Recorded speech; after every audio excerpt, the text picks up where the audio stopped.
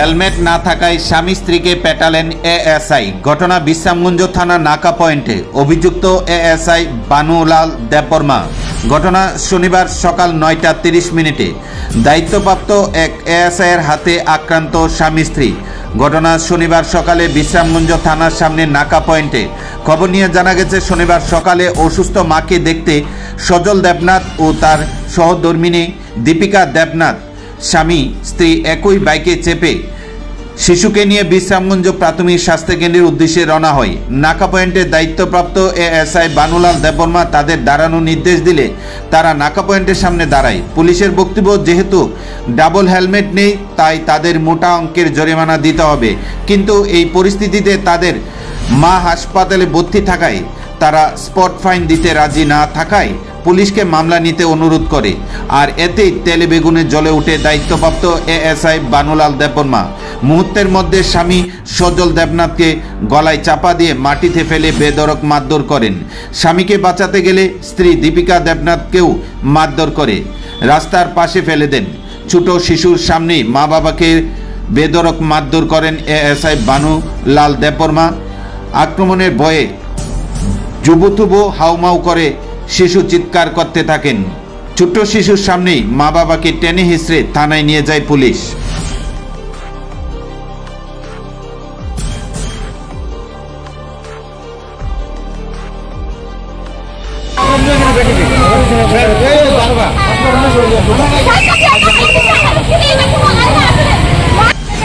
Sir, ঘটনাটা তারা যে বলেছে এটা কি সত্য না মিথ্যা? স্যার, তারা যে অভিযুক্ত করেছে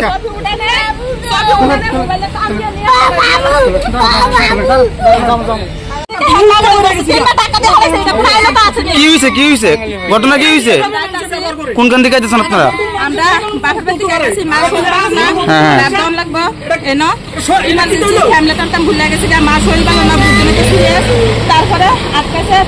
কোন পিএস আটকেছে? বিশ্রামগঞ্জ পিএস। হ্যাঁ,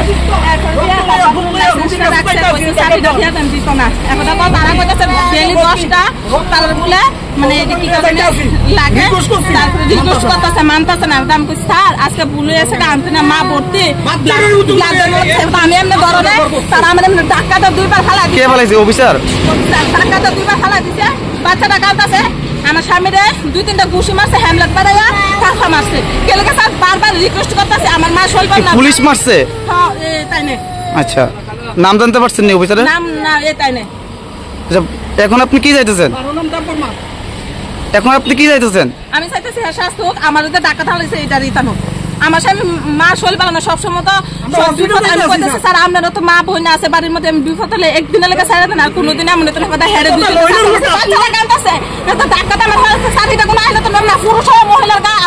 আপনাদের বাড়ি কোথায়?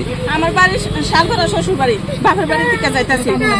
আর মা হসপিটাল ভর্তি, আমি ব্লাড দিতেছে একটু দেখতাম চাইতেছি।